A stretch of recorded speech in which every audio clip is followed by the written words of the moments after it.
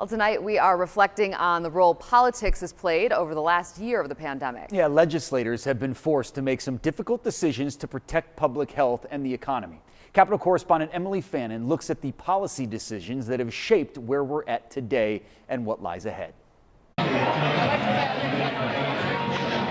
1 year ago on St. Patrick's Day, bars and restaurants were forced to close after the number of positive COVID-19 cases increased by more than 50% in one day. It was terrible timing for the industry and marked the beginning of a change in our daily lives. That certainly was one big point in time that I knew the world would be changing. About a month later, on April 24th, the governor signed the Safer at Home order, closing non-essential businesses and encouraging people to stay home. When the pandemic first started, I think it made sense to be very cautious because everybody was dealing with something that was completely unknown. Back then, most Republicans didn't fight back against the governor's decisions, but that didn't last long. Being cautious for the first 30 days or 60 days was probably important.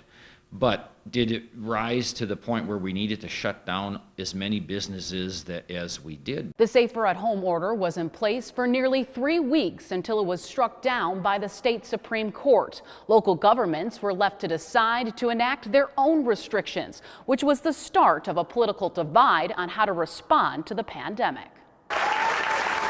The politics of it were frankly driven from the national level, and that leader is now gone. Since the pandemic began, Evers has issued more than 50 executive orders related to COVID.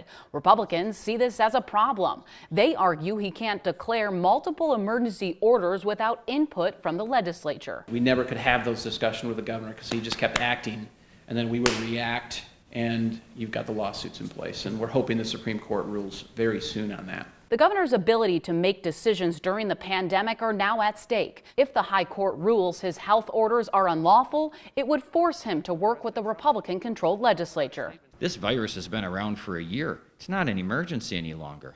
Maybe a crisis. It's not an emergency. We don't need to still be doing things under emergency powers. Through the political disagreements, both sides agree the pandemic shed light on some important issues: the need for expanding broadband, addressing healthcare disparities, and achievement gaps in education. We're going to have to really step back and start actually dealing with problems and issues in the education system.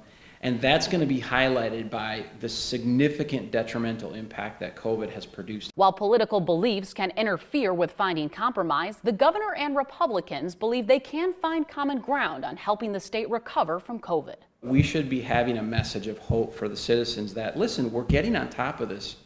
Let's be encouraged. This has been a horrible impact on people's lives, and we have to just make sure that not just getting back to the way it was a year or a year and a half ago, but getting back and then moving our state forward. That was Emily Fannin reporting. The governor's only statewide order still in place is the mask mandate, and that is set to expire on April 5th.